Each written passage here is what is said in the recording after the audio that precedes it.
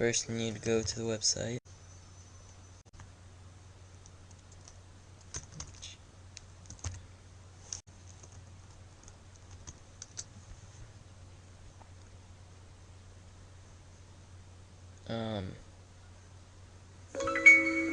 Yeah, I'm gonna stop that. On the bottom of the screen, sign in the chat. I can sign in, but most people need to register. Just fill out your info.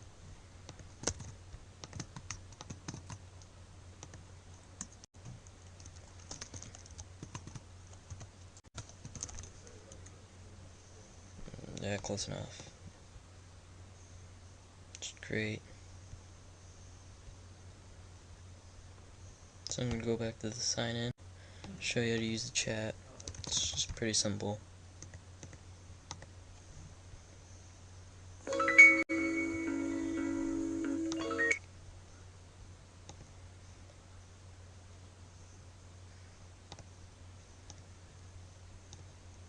You can also sign into Facebook if it lets me.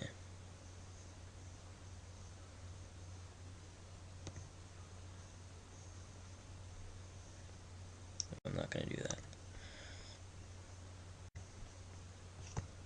Alright, so that's it.